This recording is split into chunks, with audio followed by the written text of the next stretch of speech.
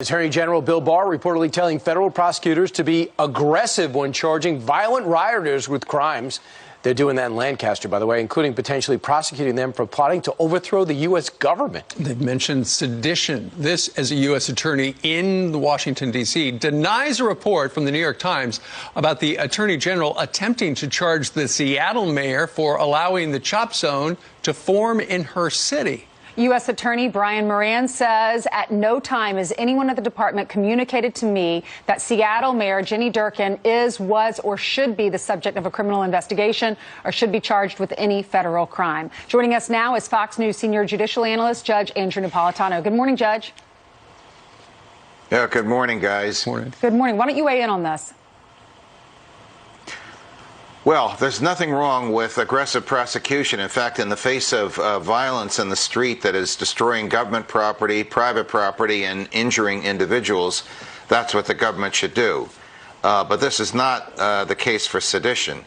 I mean, sedition was the sedition laws, which, by the way, go back to 1798. The sedition laws were written for those who plan and plot to overthrow the government, either by violence or by some other means. Inciting. That would be a bridge too, yes, that would be a bridge too far. You can charge these people. First of all, you have to exclude, before you charge them, you have to exclude their constitutional rights, meaning if they are there expressing an opinion, they can't be charged. If their expression of an opinion turns to violence, then they can be charged for the act of violence, for destruction of property, for inciting a riot, for harming individuals, for attacking government buildings. But the idea that this is some kind of an organized plot to overthrow the government, there's no basis for that, and it's absurd. When even Fox News is describing your actions as absurd, you've probably gone too far. This is Fox's senior judicial analyst Andrew Napolitano slamming the Attorney General amid the bombshell reporting that he told prosecutors to consider sedition charges against those who'd committed violence during protests. The suggestion was made by Barr during a call with federal prosecutors, including U.S. attorneys, some of whom were alarmed by the prospect of taking such action. Why? Because the federal sedition law criminalizes conspiracies to overthrow the government of the United States, and if convicted, it carries a sentence of up to 20 years in prison. That is what Bill Barr is pushing right now. In other words, Bill Barr is weaponizing an arcane law and claiming that protesters who committed violence were trying to overthrow the federal government. So that we're clear, no violence is acceptable. Not when it's committed by protesters and not when it's committed by law enforcement. But let's not pretend for a second that when protesters who did engage in violence, mostly against law enforcement that engaged in just as much, if not more violence, were doing so in order to overthrow the government.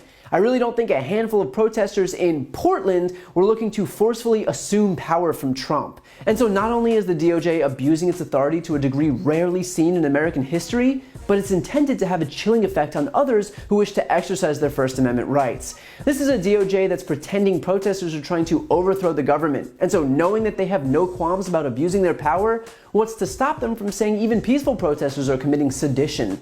The Trump administration has already proven that they're not acting in good faith, that they'll abuse the power of the federal government to suppress any dissent.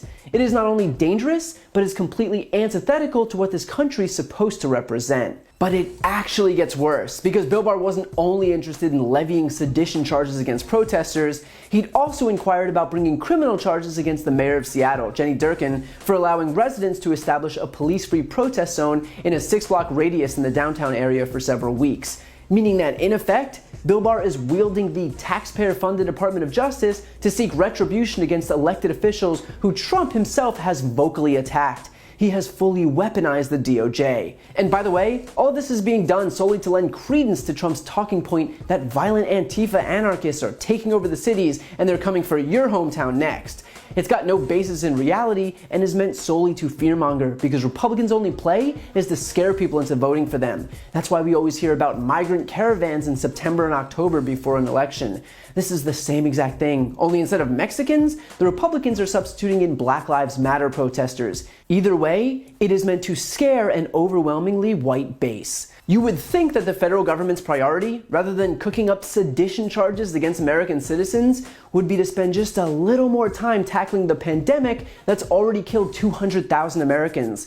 But that doesn't reflect well on Trump politically, and so he's going to pretend that that doesn't exist and instead try and convince everyone that leftist mobs are the real issue here, even though 0 people are dying from those, much less 1,000 people a day like with coronavirus. So Trump and his sycophants like Bill Barr will try and get as much mileage from the whole issue of violence in cities as they can, but it just goes to show that they're not at all concerned with the actual issues facing the American people. They're only concerned with retaining their grip on power. While you're here, please subscribe to my podcast, No Lie with Brian Tyler Cohen, where I take a deeper dive into the week's biggest stories and interview major players in the world of politics, like Kamala Harris, Adam Schiff, Katie Porter, Nancy Pelosi, Cory Booker, Eric Swalwell, and many more. Again, that's No Lie with Brian Tyler Cohen, available anywhere you listen to podcasts.